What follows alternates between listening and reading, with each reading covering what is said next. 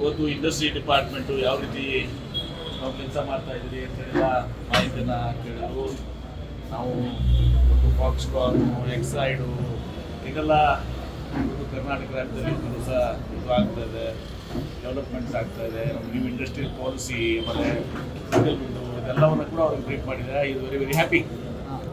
ಬೇಗ ಹೋಗಿ ಬೇಗ ಬಂದ್ರಲ್ಲ ಸರ್, ಅಷ್ಟು ತೃಪ್ತಿ ಆದ್ರ ಅಂತ ಸರ್? ಸರ್ ತೃಪ್ತಿ ಆಯ್ತಾ ಸರ್? ನಾನು ವೇಟ್ ಮಾಡಿದ್ದೀನಿ ಮತ್ತೆ. ಹೌದಾ ಸರ್? ವೇಟ್ ಮಾಡಾமல் ಅದಕ್ಕಿಂತ ಬೇಗ ಹೋಗುತ್ತೆ. ಮೌಲ್ಯಮಾಪನ ಅಂತ ಕರೀತೀರಾ ಅಥವಾ ಇದು ರೂಟೀನ್ ಪ್ರೋಸೆಸ್ ಅಂತ ಅನ್ಸುತ್ತಾ?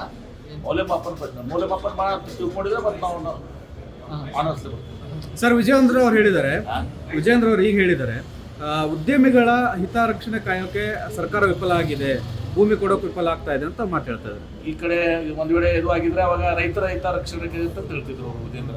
ಹಾಂ ಸರ್. ಅವರು ಹೇಳ್ತಾರೆ, ಅವ್ರು ಬಿಡಿ, ನಾನು ಹೇಳಿದಾರಲ್ಲ ನಾವು ಬಹಳ ಗಟ್ಟಿಯಾಗಿದ್ದೀವಿ. ಹಾಂ ಸರ್. ಮೈ ರೆಸ್ಪಾನ್ಸಿಬಿಲಿಟಿ ಟು ಎಲ್ಲ ಇಂಡಸ್ಟ್ರೀಸ್ನ ಕಾಪಾಡುವಂಥದ್ದು, ಅವ್ರಿಗೆ ಭೂಮಿ ಕೊಡುವಂಥದ್ದು, ಎಲ್ಲಿ ಬೇಡದಂತ ಕೊಡುವಂಥದ್ದು.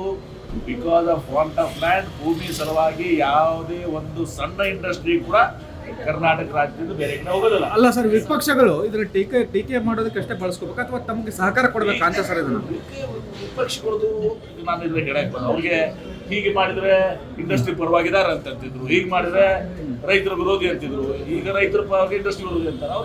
ಅವ್ರಿಗೆಲ್ಲರೂ ರಾಜಕೀಯ ಮಾಡ್ಬೇಕಷ್ಟೇ. ಆದ್ರೆ ನನಗೆ ರಾಜ್ಯದ ಹಿತಾಸಕ್ತಿ ಮುಖ್ಯ.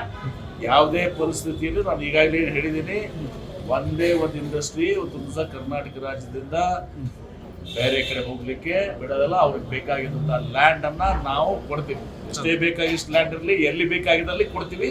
ಅದ್ರಾಗ ಎರಡು ಮಾತಿಲ್ಲ. ಸುರ್ಜೇವಾಲ ಅವ್ರು ಏನೋ ಸಲಹೆ ಕೊಟ್ಟರು ಸರ್ ಈ ವಿಚಾರವಾಗಿ? ಏನಾದ್ರು ಯಾವುದು ಇದನ್ನ ಗಮನಕ್ಕೆ ಏನಾರು ತಂದ್ರೆ ದೇವನಹಳ್ಳಿ ಲ್ಯಾಂಡ್ ಹೇಳಿ, ಅದನ್ನು ಕೂಡ ಬ್ರೀಫ್ ಮಾಡಿದೆ. ಏನ್ ತಪ್ಪಿದೆ? ಹಾಂ ಸರ್.